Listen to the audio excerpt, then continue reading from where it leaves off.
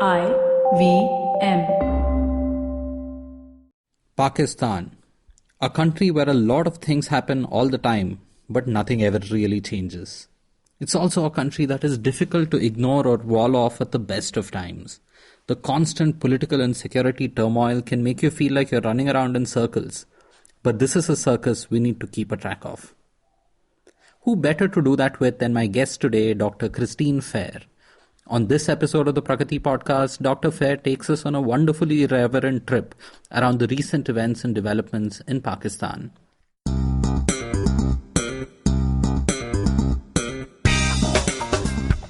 Welcome to the Pragati Podcast, a weekly talk show on public policy, economics, and international relations. I'm your host, Pavan Srinath. Dr. Christine Fair needs little introduction to most listeners of this podcast. She's a political scientist and an associate professor at Georgetown University, and one of the most knowledgeable people about Pakistan, its military, its jihadi elements, and the Pakistani state, which are all linked together quite tightly.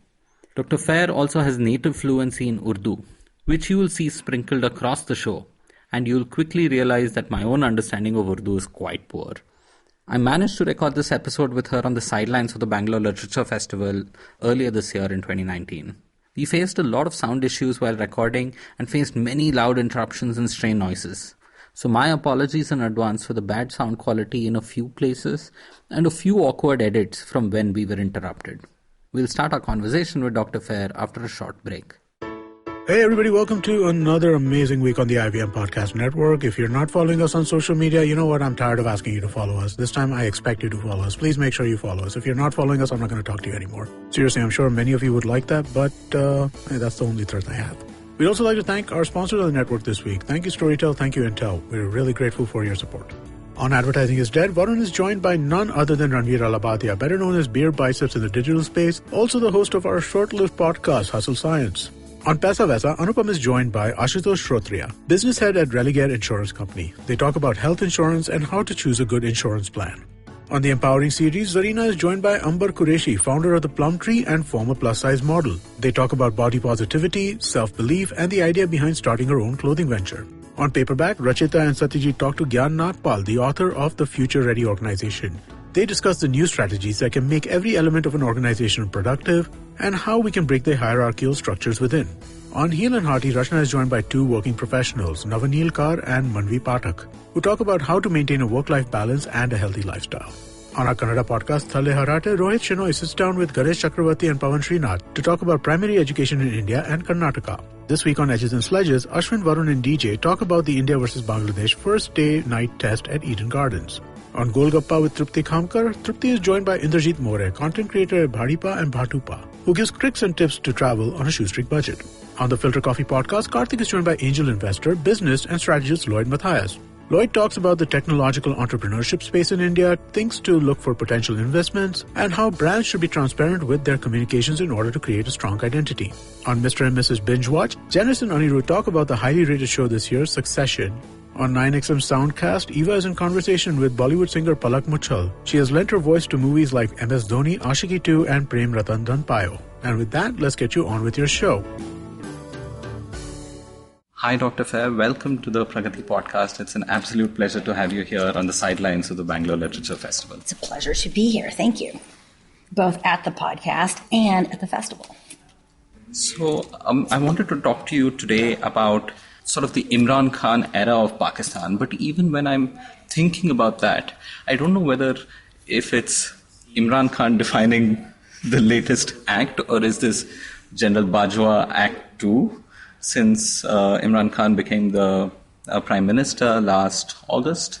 So in general, I want to get a sense of what's been happening within Pakistan and what's been happening with Pakistan's foreign policy over the last 2 years, and then how that relates to what's been happening in India over this year.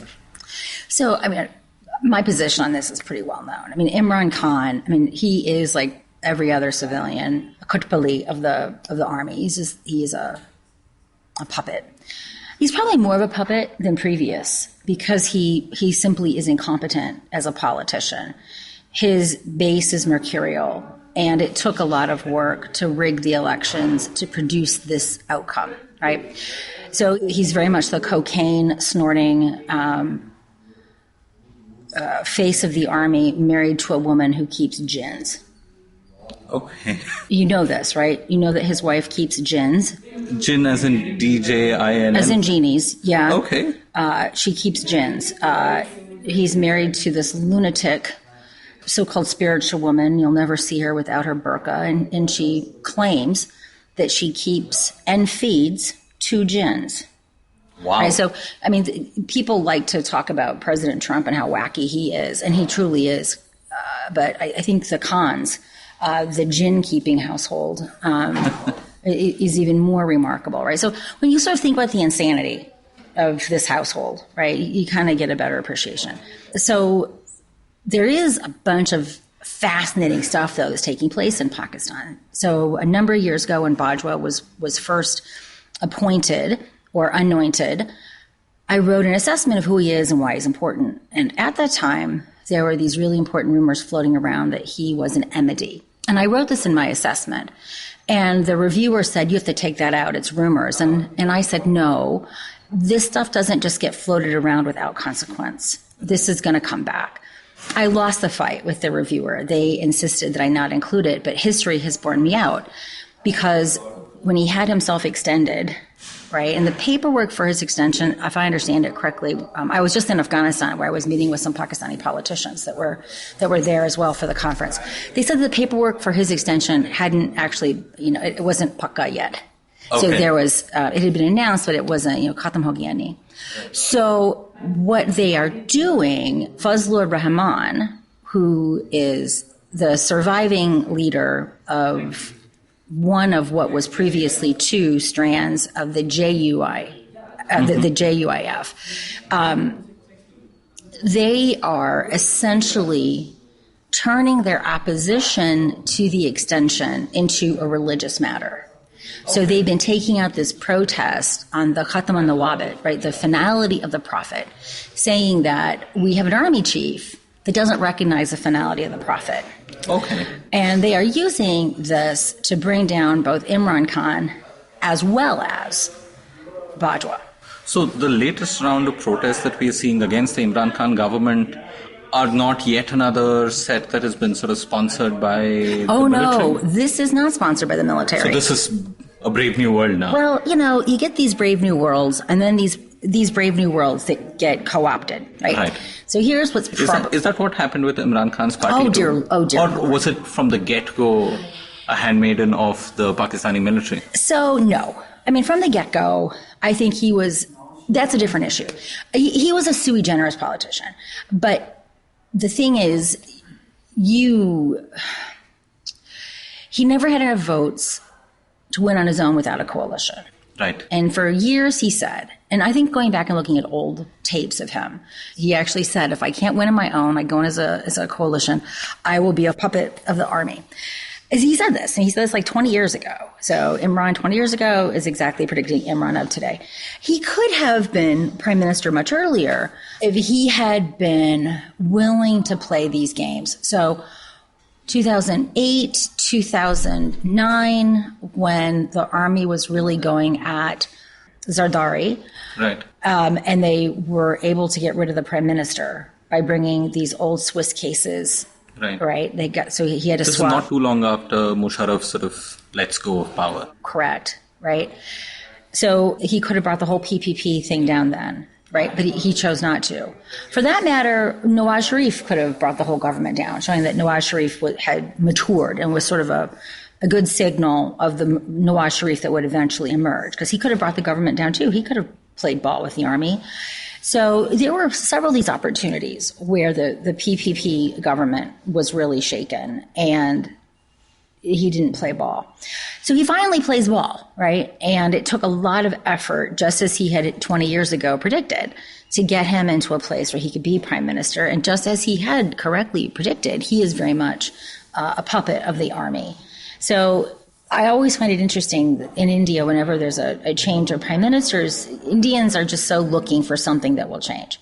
And there's such this desire to map onto him, well, he's a cricketer and we like cricket, or I've seen just the most ridiculous justifications for how. No, and sometimes it's as simple as, oh, he looks articulate on screen and he's speaking Correct. well, and he's talking about getting rid of corruption and bringing in good governance. Which is such a joke. Which is nice music for certain years. But they all say this, and Yeah, I haven't seen a single politician who says, I'm fighting for corruption, right? Everyone says they're against it. And they all have the National Accountability Bureau, and they all use corruption. Only the people who are their foes are investigated for corruption. So it's a tool that's always used to disable the opposition. It's never used to enable clean government by the ruling party. So I've argued what has made the Imran Khan period, from my point of view, as someone who's been observing this, this Tatyonka Tamasha for about 30 years. What the army, though, is in a really unique position, right? Because the reason why it ultimately had to go with Imran Khan was because it didn't have anyone else, right? It had the PPP, it had so vilified. And Bilawal, quite frankly, is too young to make a compromise. Right. On the PMLN side, the enmity between PMLN and the army was always there. But Nawaz Sharif was not going to simply step away and say, let his brother Shabazz or Miriam take over. The army never had the problems with Shabazz. Okay, it was only with Nawaz. Yeah, because Shabazz was the chief minister of the Punjab. I mean, he had good relations with the khakis. So Nawaz Sharif wasn't going to make those compromises. And so we know what happened. So when you take out the PPP, you take out the PMLN, and neither of those parties are truly national parties, right? So the PMLN will always have its base in the Punjab. The PPP will always have its base in the Sindh, although PPP is probably more of a national party than the PMLN is. But you take those two parties away, how do you get Taliban Khan as prime minister? It took a lot of rigging before, during, and after the elections to get him to be prime minister. Having got him... Was there a natural support base for Imran Khan's party, though, that was not rigged or manipulated? If you looked at the numbers, it was... If you looked at public opinion polls, right, which are very distinct from the shenanigans, right, it looked really unlikely that he was going to have anything approaching a natural... But in the coalition politics, you basically have to get 30%, right? Because and then the rigging happens after, right? Okay. Right? Because then the ISI comes with its money and pays people to do this, that, or the other thing, and so once you can make a 30% threshold, and that's also true in India, right? 30%. Yeah, in a first past the post exactly style system, you can easily cobble the rest. 40% means that you've dominated the entire election, right? So if you engineer prior to election day, as they were, this is how it went. And what I thought was quite interesting, usually in parties, elections that are so rigged, the Islam Parast parties do very, very well. Okay. And actually they didn't, right? And the army is so desperate, they even floated, and this did not come from the LET, they even floated an LET party, the MML.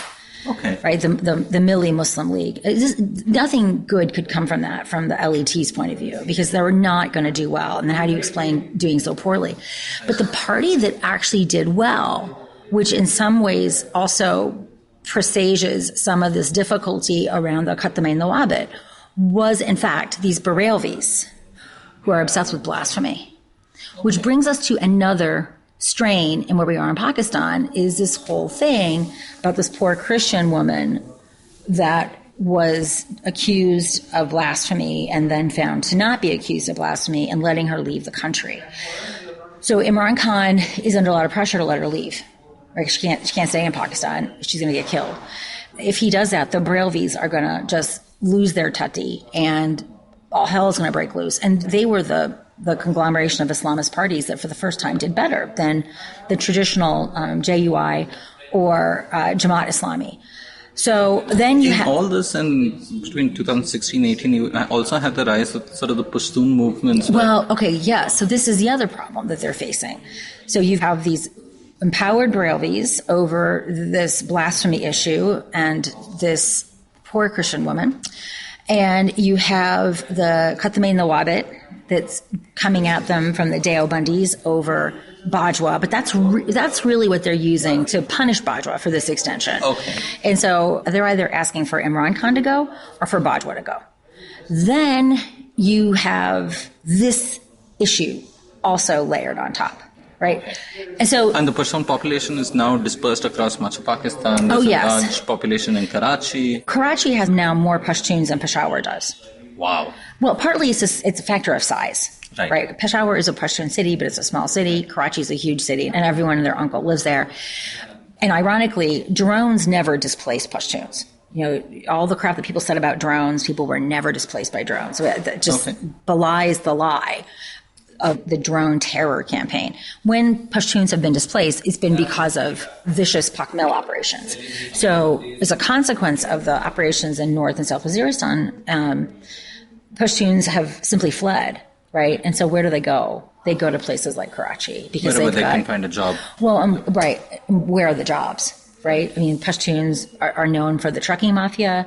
The trucking mafia is still, involved at the port. So it's pretty obvious where they go. And they also have family members so they can live cost effectively. Right. So and the PTM, the Pashtun Tahfuz movement or, Pashtuns movement is this is really frightening for the Pak army because Baloch they can kill. Like, they can kill every Baloch, and no one's going to give a crap because they're 5% of the population. They will kill every Baloch to make Balochistan thoroughly safe for Chinese exploitation.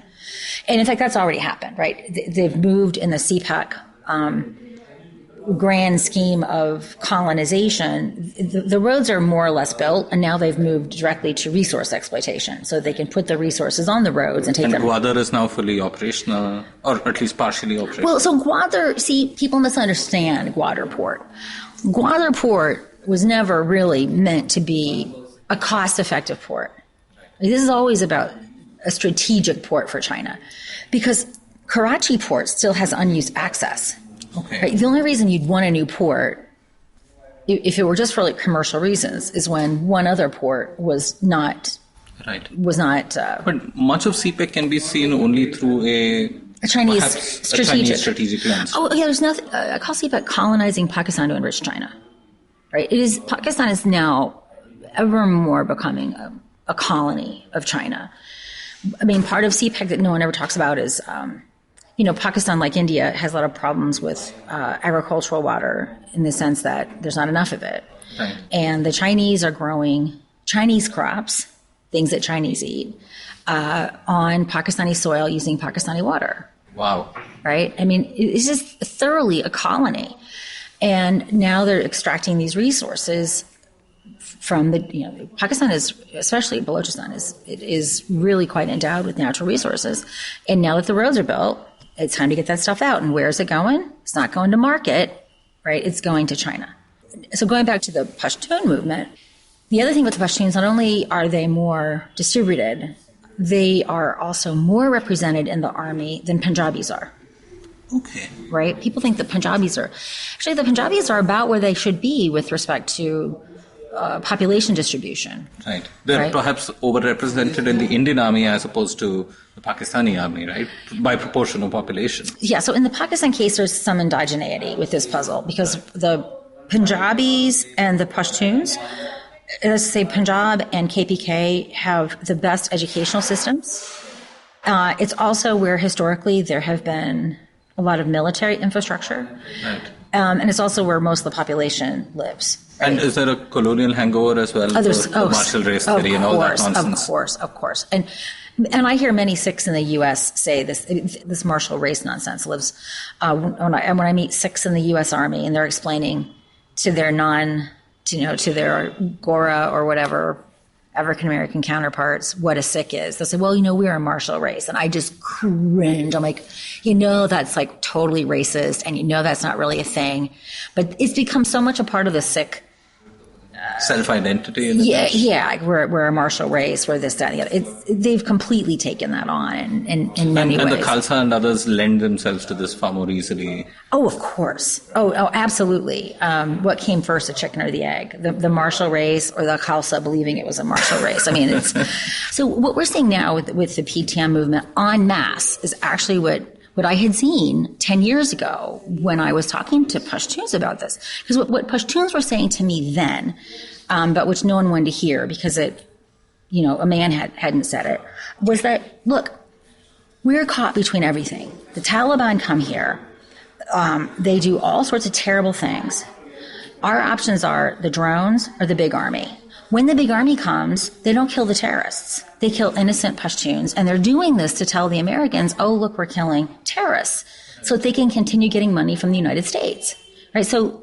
And any male adult dead body can be dressed up in any way. Right? And so Pashtuns were saying, look, we're basically the cannon fodder of the Pakistani, so they can look like they're killing Taliban. But we also know they're not really killing the Taliban. They're killing us. Right. So what we're seeing in the PTM is just this mass. The amazing thing is this incredibly thoughtful young man, Pashtun, was able to bring this in a way and take advantage of the fact that Pashtuns all over the tribal belt, and even NWFP, or now KPK, were feeling this way. And they've exposed the dirty work of the army, right? Their expression, ye jo dashat gardi hain, iske piche vardi hain. Okay. Right? This has been their call. And, for those that don't know Hindi Urdu, all of this terrorism you're seeing, it's the army that's behind it. Okay. So that's a badass call. Yeah. I mean, and imagine a bunch of Pashtuns marching in unison. Ye jo dashat gardi hain, iske piche vardi hain. That puts the khakis or the vardis, it terrorizes them. Right? So the army is in a very interesting place right now. And it's coming from pressure from quarters that it had not predicted, for which it has very few tools. Right? It just can't slaughter Pashtuns like it can Baloch. Right? It just can't. I mean, there will be, just like when Indira Gandhi saw with Operation Blue Star, there will be defections. Right. And we did see defections during some of the height of the operations in Fatah, not only from the Frontier Corps, but also from regular military. So given that this is the situation, so with General Bajwa, did the problem start when he decided to give himself that extension? Because how does the system work, right? Because, we are more used to a democratic setup here. Yeah. And in the military, we have had our own conflicts with seniority and who gets to be the chief. Right. And in a country like Pakistan, where the military is the state, what happens when the person on top does not want to leave? And there are people below him doing everything because they know they want to get there. Well, that's exactly right. So that's why Pakistan doesn't like coups. Right. Right. So as an institution, the institution is of mixed minds. So it's like when they're directly running the show, they're directly running the show. That's bad because then they're held accountable for the miserable outcomes that inevitably ensue. But people are, when coups happen, in many cases, they are initially very happy. They're happy with Musharraf. Obviously, they're happy with Ayub. I'm not sure they were about Yahya. Zia, I'm not sure either. But so there's been a lot of enthusiasm for some of these coups. But it's a mixed bag for the army for two reasons. One, they're held responsible. Like they've been saying how the civilians are so terrible, how the civilians are so corrupt, and inevitably it is revealed that they are no worse and no better, and in some ways considerably worse, right, than the civilians are, just because they have more resources to loot. I mean, if you simply ask, how does President Musharraf have the houses he has and the places where he lives on a general salary, right? Clearly, he was looting. But the thing that does happen is that for every year that the army chief overstays, whether it's in a coup or simply an extension, he's basically blocking up promotions. And in Pakistan, it's like an up-or-out system. So if you don't get your promotion, you're out. Right. So people are made to be retired. People who may have had aspirations to be a corps commander or, DGMI or maybe even the army chief itself are being forced out. Right. And so the Pakistan army itself has been, there's a pro-Bajwa faction, there's an anti-Bajwa faction. And so when you've got a division in the army itself, these promotions are very likely to bring these divisions to the fore because people are getting ousted. And then also you have your choice of who gets ousted, right? And so the vociferous ones are the ones that are going to go. Right. So you do have right now a lot of division in the Army. Now, division in the Army does not mean it's going to split. Sometimes people have these fanciful things. The Army's going to split. One's going to run off with nukes and the other, it's not that kind of a split. Right. But it does cause a lot of heartache. And it can mean that the other faction in the Army could be funding and supporting some of these movements yes, ultimately that's it. Because at the end of the day, the ISI is a very large unaccountable organization with a lot of money going around. And when you have explicit officers, remember the Pakistan Army is in charge of the ISI, right? It's not this independent thing. Right. You have a lot of potential for money to be going. And that's what I've heard. I've heard that disgruntled elements of the Army are aligned with with Fazlur Rahman. Okay. Right? So I think this is a really interesting time. Does this mean that there's going to be a harbinger of democracy? No. Right. I have learned that short-term or even medium-term hope about dramatic change in Pakistan is a fool's errand. Yes. Thank you, Dr. Fair. Let's take a quick break, and I want to talk about what's been happening with US-Pakistan relations and sort of Pakistan-India equations in the same 2 years. Hi, I'm Sarayu Natarajan. And I'm Alok Prasanna Kumar. And we are the hosts of the Ganatantra podcast. On this podcast, we speak to academics, social scientists, journalists, and activists to find out what's actually going on in Indian politics. On this podcast, we stay away from personality politics, intrigue, and gossip, and instead focus on the data, research, and analysis that drives all this. So tune in to the Ganatantra podcast, where new episodes are out every Wednesday on the IVM Podcast app, website, or wherever you listen to your podcasts. Welcome back. I have with me Dr. Christine Fair on the sidelines of the Bangalore Literature Festival. Dr. Fair, in this period with Trump also coming to power in the US, Modi now getting a second term too, what's happening with sort of Pakistan and the rest of the world? So there were those economic sort of negotiations and discussions which were perhaps not the most important ones. And perhaps there were other strategic discussions where Pakistan has a seat on the table on what's happening in Afghanistan. And it has the whole table, basically. So this is important, right? So I think many Indians, and I even gave President Trump credit when he tweeted, that Pakistan's a scoundrel, it's the source of all evil.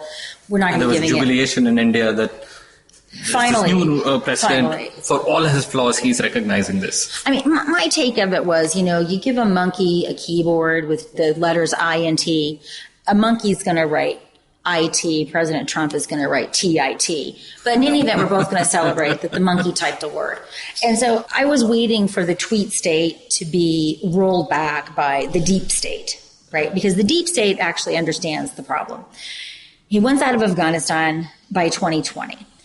And because of his commitment to the evangelicals and the Israel lobby, he had to undo all the diplomacy with Iran. Now, you don't get an outcome in Afghanistan that allows you to do anything except retreat with Iran is the villain and Pakistan is the friend. And if you have Iran as a villain and Pakistan as a villain, then you've got nothing at all, right? And so once you knew his Iran movement, this regime, and I'm talking about regime as an American regime, it was never going to see Pakistan as more dangerous than Iran, which is what the rest of the world sees. I think even President Obama knew that, but there's a certain... And the actions taken by Iran post those negotiations. Now Iran must be feeling stupid that they gave up their nuclear program in exchange for... But they didn't give up their nuclear program. Fair enough. that they didn't do, right? So they agreed to more intrusive surveillance, so to demonstrate that they were not moving forward. And as every sentient person, including myself, predicted, they are going to move forward. Because if they can't have an agreement with the United States that's going to be honored, then if you were looking at, for example, Iraq, why didn't we bomb, we invaded Iraq because it did not have nuclear weapons. What are we doing with North Korea? What are we doing with Pakistan? The more scary you are, the more concessions you get. That's the reasonable conclusion that you should draw from this. Even the Indians, right, were able to leverage their position into a reordered nuclear world. Right. So in a sense, there's a nuclear veto of some sort that exists, of course, outside of the P5 and the UNSC and all of that. And that's how you knew Iran didn't actually have a nuclear weapon, because if it had, it would have tested it long ago, and it, like everyone else in this situation, would have actually been more immune to American bullying, right? I mean, that's why India tested, right? And, Prime Minister Indira Gandhi saw the USS Enterprise, entire battle group move into the Bay of Bengal, and she's like, that would not have happened if we were a nuclear power. And she's like, we're going to be a nuclear power, right? So the ability for countries to bully you when you have even a very rudimentary device is quite low. But what's fascinating is that all the effort that we threw at disabling, hindering through the Stuxnet program, for example, to continually to try to mow the grass, if you will, on the yard of the Iranian nuclear code. We've never even done that with Pakistan. So in the big picture, if you understood where all the pieces lay, you knew that at the end of the day, Pakistan may not be getting the money in bilateral assistance from the Americans, although there is a lot of interest in trying to find ways of renewing that. They are going to get the prize, which is Afghanistan. Right? We did that in 1990, and we're doing that now. So this has enormous implications for India. Right? So when you look at U.S.-Pakistan relations, it's Groundhog Day. Like, we've been here before. We've done these exact same things before. We've been willing to accept lies before. We've been willing to be blackmailed before. Right? So there's this enormous secularity. What's interesting about the U.S.-India relationship is that this relationship is generally new. There might not be like great new ideas following the U.S.-India nuclear deal, but there have been all these other secret deals that I don't think, they're not secret. The media didn't cover them. Right. So, for example, U.S. satellite launch, the cooperation between NASA and ISRO that culminated in these moon missions. These are all part of an American interest in having India be a space power. Because what is a space power a proxy for? ICBM. Right. Satellite launch is an ICBM proxy. So if you go back and you look at what Ashley Tellis wrote in 2005, you look at what Ambassador Blackwell said, which probably were talking points written for him by Ashley. He said it's in India's interest. It's in our interest to have India be able to compete with China's programs. Right. So I think one of the best pieces that sort of like laid out the different layers of cooperation was this piece that Ashley wrote at Carnegie. I think it was called Beyond Next Step Strategic Partnership. Because he lays out these different things, and everyone just talked about the nuclear deal. No one talked about space cooperation, satellite launch cooperation. Satellite cooperation, I think, is one of the most important things because it is obviously an ICBM proxy and arguably one of the reasons why China is much more likely to take India more seriously today than it did 15 years ago is precisely these kinds of engagements, right?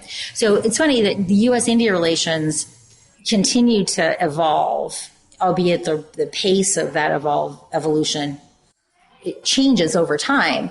The Pakistan-U.S. relationship, it's just really recurrences of the same kinds of behavior. And so this is what I call the hyphen. So from my point of view and from my writings, the hyphen's never truly gone away because the United States will always play what it thinks is its interest at the time. And to secure those interests at the time will always have implications for India, right? Whether it's bringing back F-16s while also saying to the Indians, we'd like you to be the sole producer of F-16s, a decision I think India should have taken. But no Indian who doesn't understand the aerospace industry is going to understand why that's good for India because they'll say, but the Pakistanis fly the F-16s, which I said, yes, and that's great because they'll never get spare parts again if you bargain this correctly. No, I mean, sitting here in Bangalore where we have the Hindustan Aeronautics Limited. Where you have crashes with some frequency.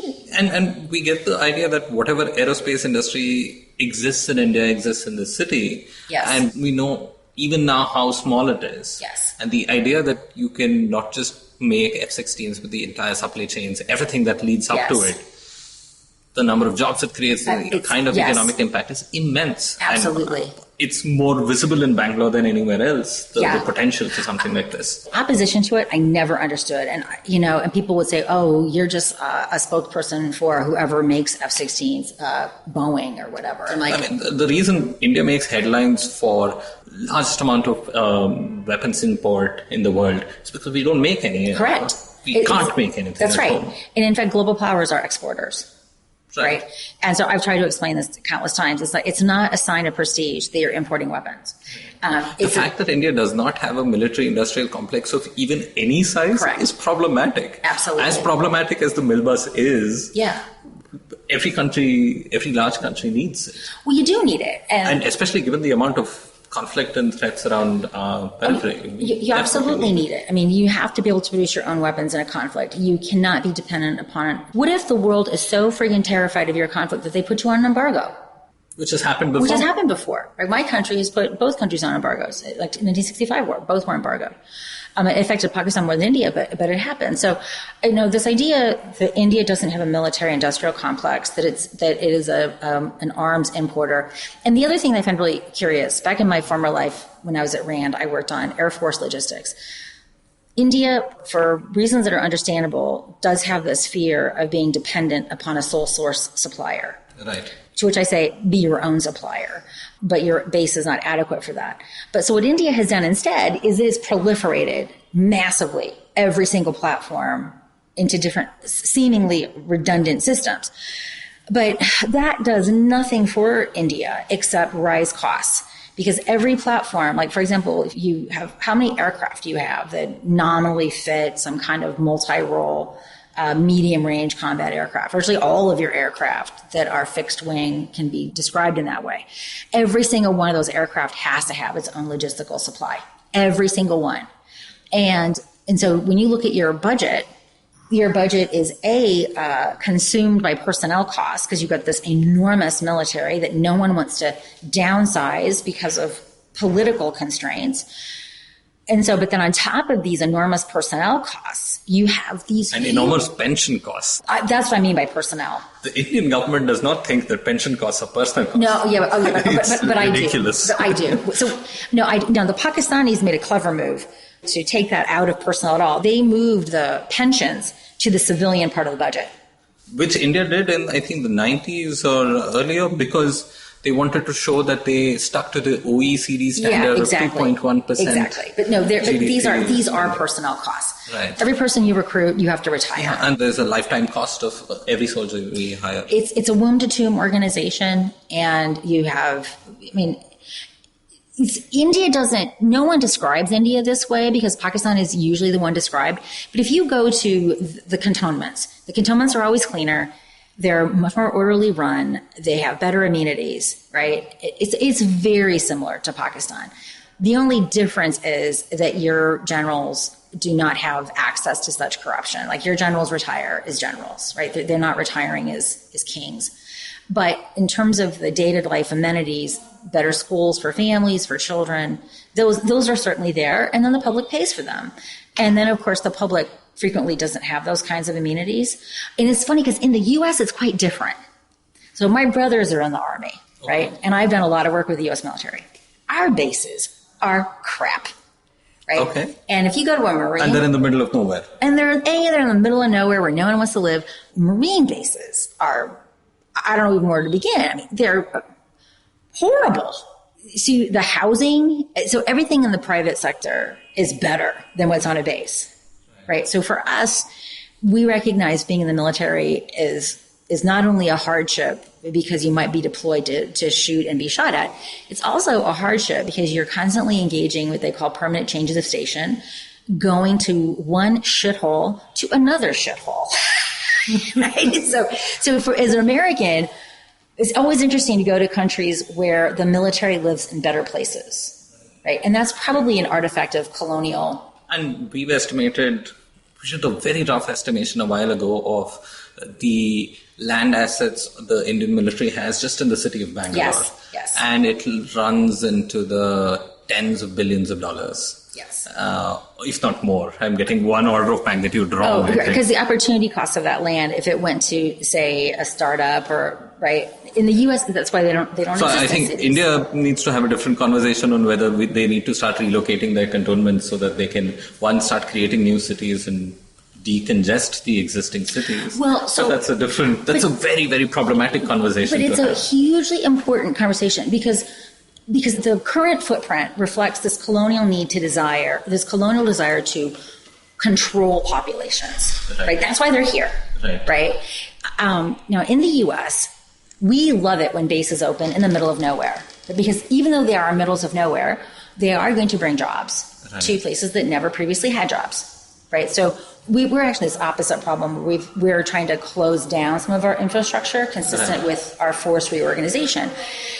And it is called BRAC, which is this base closing apparatus.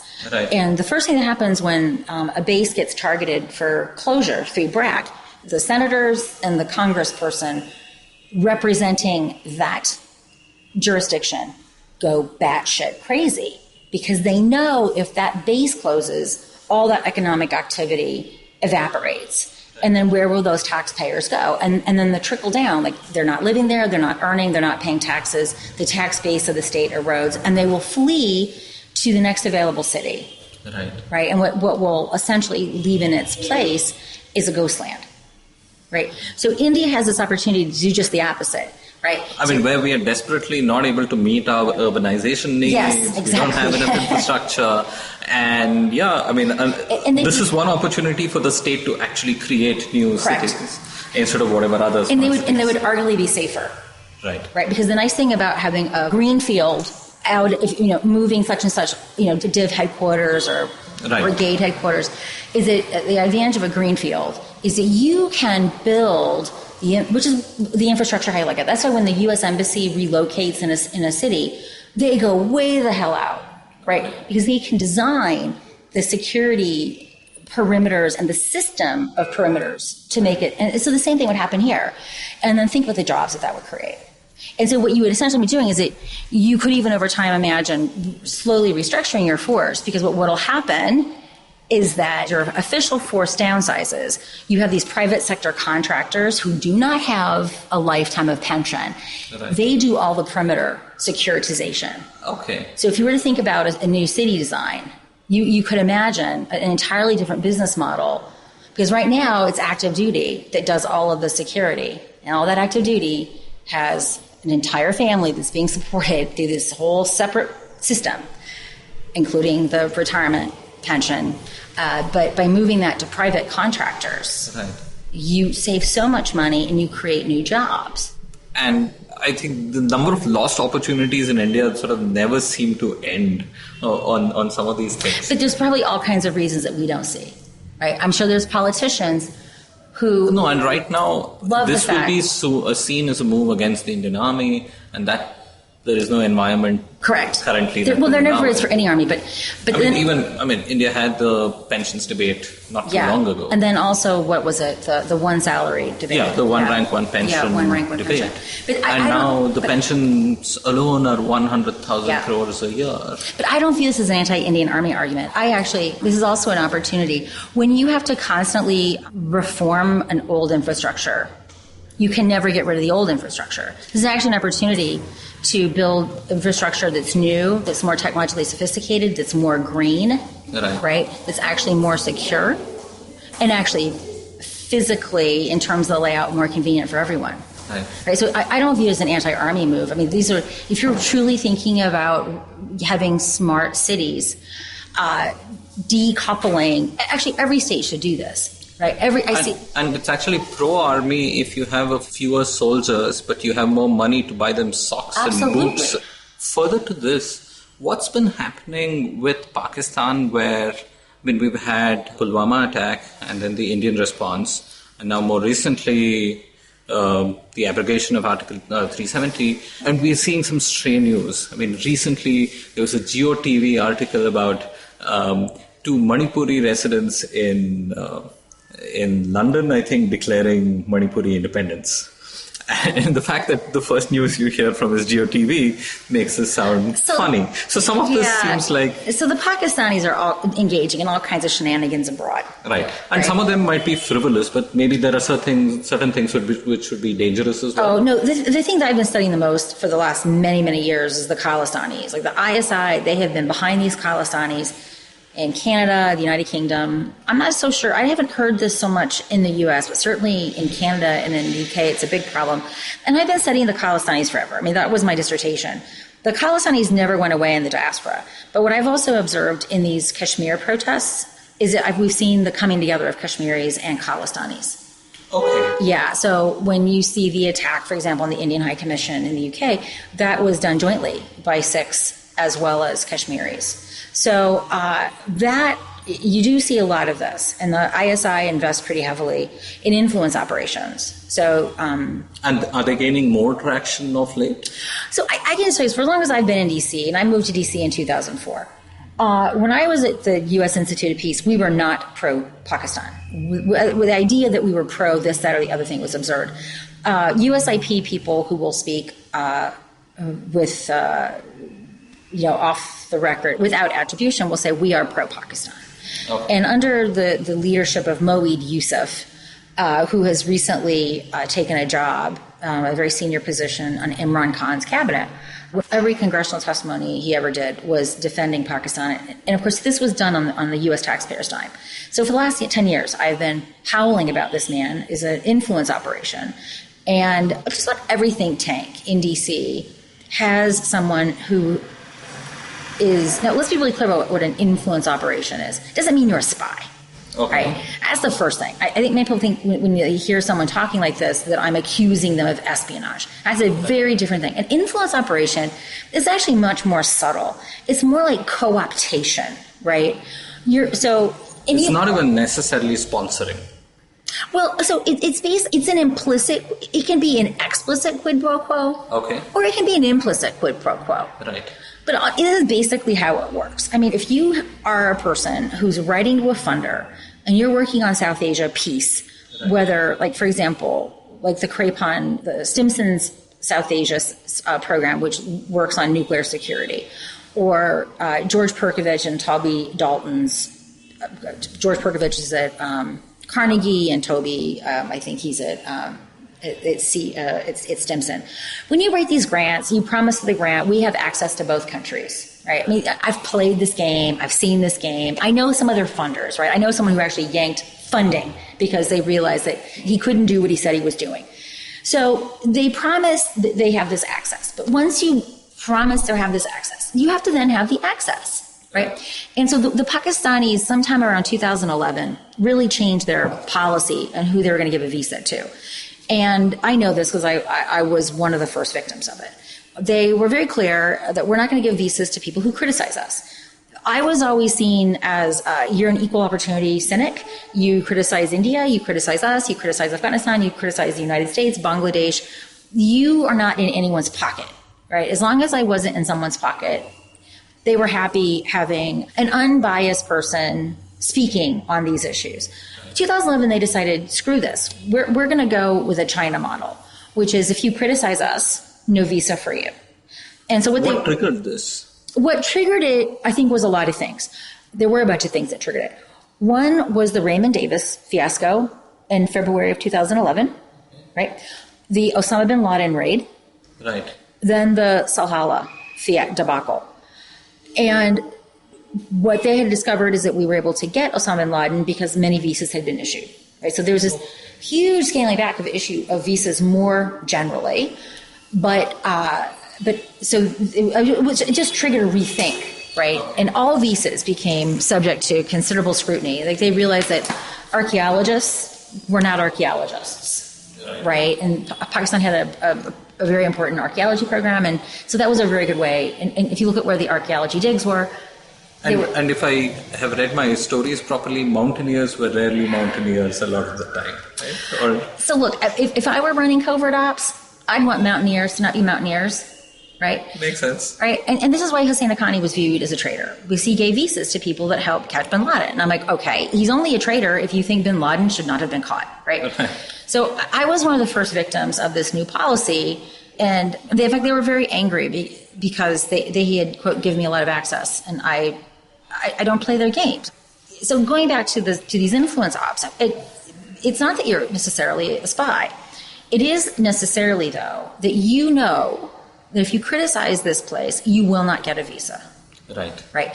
And so India will not, unless you're. So I've noticed a couple people in India that have lost their POICs.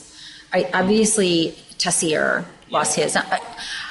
I don't know why he was given one, right? If you can't have one if your father is from Pakistan or Bangladesh, I don't know how he got one in the first place. Like that's actually a more interesting question to me than the fact that he lost it.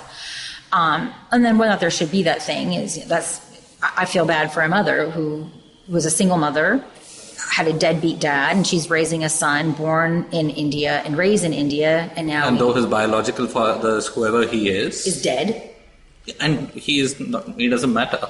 It doesn't matter. But according to the law, I mean a lot of laws in India have enough wiggle room such that you can exercise them with discretion. So I imagine when he was on the good side, they're like, well, your dad's dead. He was a deadbeat dad. Did you really have a father? And the funny thing is, I'm in exactly that situation. I don't have a father. My father absconded when I was an infant. I know his name. I have his name. Because what name was my mother going to put on the certificate? And she was hoping that maybe he would pay child support, which he never did. So I'm sympathetic to his situation. Like when I'm asked who my father is, I put not applicable because I don't have a father. I mean, he might be alive somewhere, but it's immaterial to me. So I'm sympathetic to his situation, but the law is the law. So with the state-to-state equations being what they are, do you think there's also it's also happening now where there's more intellectual support for Pakistan and various Pakistan's actions because of this, where access is being controlled? So is there scholarly positivity about Pakistan? So the way this works is just fairly straightforward. You've got these folks in these think tanks. They will avoid criticizing Pakistan at any length. When an event happens like Pulwama, there's a typical media cycle. These think tanks are really important, and the Indians just don't have their game in play at these think tanks. And the Indians don't have the same kind of leverage as Pakistan does because India's not going to deny them visas unless, as I said, you're like someone like Taseer or who have these unusual circumstances. So when an event happens, there's this news cycle. The think tanks, they promote their analysts. So C-SPAN will be the beginning of a news cycle. Okay. When everyone wakes up, C-SPAN is typically the first one to bring someone in. I know because I was a part of a think tank that did this. So you'll get a phone call like at 6:30 in the morning. Can you do C-SPAN? Yay or nay? Limo shows up. You go and do C-SPAN. So all these producers are watching C-SPAN. Then the next thing will be CNN will call. Fox will call, and you have this huge news cascade. And what if you predominantly watch this? Who's coming out of the American media? It's people like Michael Kugelman, people who, and they engage in this both sidisms. So no one is necessarily saying Pakistan is right. What they're also saying is India is also wrong. Now, so it's on the other hand, and on the other hand, and there are multiple hands on that. There's, the next thing you know, you basically have Durga. There's so many hands. And so I oppose this because we should be able to say this Balakot event happened because a Pakistan proxy killed a bunch of Jawans in the CRPF in Pulwama. If you cannot lay out clearly a sequence of events where you are assigning blame, Pakistan wins. Because remember, Pakistan's never going to be called an outright victim. If you can be a co-perpetrator, right? If there's co-blame or if there's blame being shared, Pakistan wins. When people are ignorant of the Kashmir history, right, and they'll say, well, both have legitimate claims to Kashmir. That's simply not true. Pakistan has no legitimate claim to Kashmir. If you are an astute listener, these are the kinds of nonsenses that will be trotted out. And I can say this because when I was younger and less informed, I said the same things. I'm very blunt about this. When I was Michael Kugelman's age and younger, and did not engage the primary source documents, I would say similarly stupid things. And I certainly was a darling of the Pakistanis.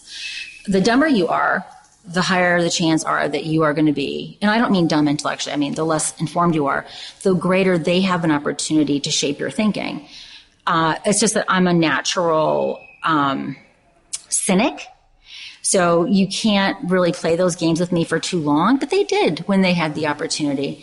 But they've got a series of people now in DC who will play this game probably in perpetuity because they like the access. The Pakistani access, it's quite a treat, right? You get nothing like this here in India. When they roll the red carpet out for you, that you meet the army chief, the ISI chief, Prime Minister Musharraf. I met him on several occasions when I was a junior assistant pissant to the associate moron.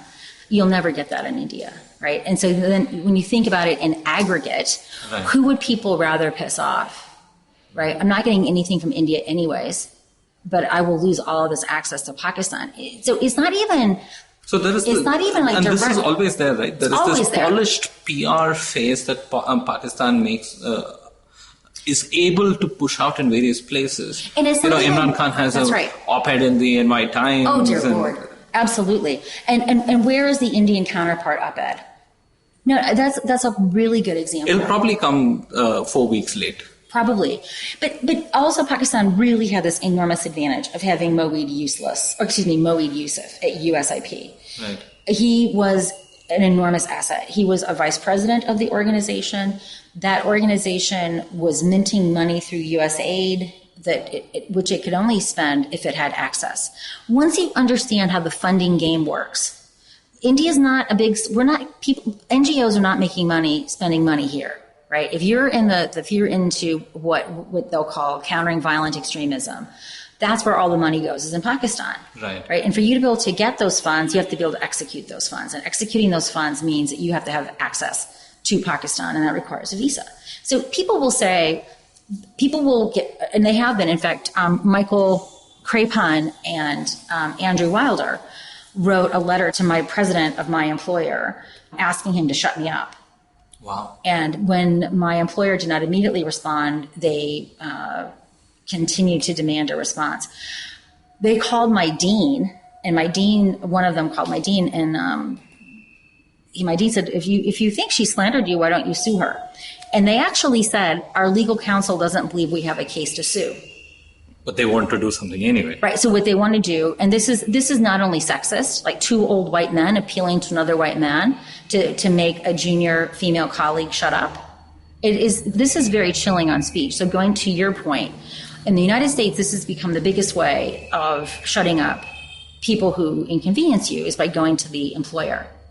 And I won't do it because I'm 100% right. I've had senior intelligence officials tell me that my complaints about Moeed Yusuf are completely valid, right? And here I have these buffoons writing to my president to shut me up. So not only is Pakistan's influence operations secure, when you've got people like Michael Crapon and Andrew Wilder writing to the president of a university employing a critic trying to shut me up, that is just an extreme step. And what I pointed out to my leadership, I said, when the ISI threatened me with gang rape, when the ISI had captured Hussein Haqqani, so there were several bloggers that they captured and were torturing. Manisha Siddiqa was driven out of her country, and the Pakistanis had even taken a hit out on her with a drug cartel. Did you write any letters supporting any of us? But yet you will mobilize in defense of Moeed Yusuf, right? So the motivations, they may not realize it, but it's very evident to anyone who has the perspicacity to understand what they're doing and why. Wow. I mean, this is where we are in Washington. And the Indians there's intellectual capture by Pakistan. Intellectual capture. There's talk of China and Saudi Arabia funding think tanks, but this seems to be a far bigger capture and far more comprehensive capture in a sense. And the genius is it doesn't cost the Pakistanis a dime. And it's not something that is necessarily discussed in American media either, right? I mean, to my knowledge, I'm the only one that talks about it openly, which is why, and I've written op-eds about it, done podcasts, which is why Michael Crapon and Andrew Wilder are so interested in me shutting up. But I won't shut up because I'm a pretty tenacious lady. Thank you for staying with us till the end. If you have any questions or comments, do write in to podcast@thinkpragati.com. And hey, if you like the podcast and listen to us on iTunes or Apple Podcasts, please leave us a rating and a review. It'll mean a lot to us. The Pragati Podcast is available on the IVM Podcast app and pretty much every other podcast app and platform. We are there everywhere.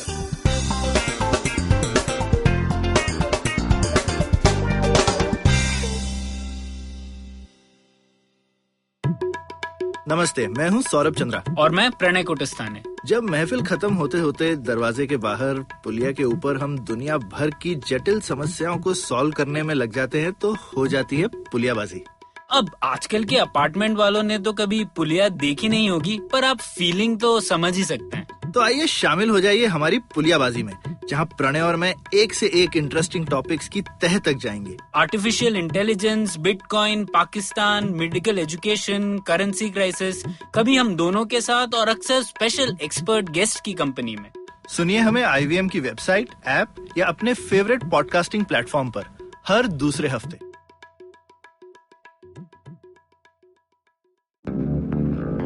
Did you know that Parsis in Mumbai, instead of being left at the Tower of Silence after they die, are now cremated? And why? Because a cow fell sick in the early 1990s. Did you know that the smog in Delhi is caused by something that farmers in Punjab do and that there's no way to stop them? Did you know that there wasn't one gas tragedy in Bhopal, but 3? One of them was seen, but 2 were unseen. Did you know that many well-intentioned government policies hurt the people they're supposed to help? Why was demonetization a bad idea? How should GST have been implemented? Why are all our politicians so corrupt when not all of them are bad people? I'm Amit Verma, and in my weekly podcast, The Seen and the Unseen, I take a shot at answering all these questions and many more. I aim to go beyond the seen and show you the unseen effects of public policy and private action.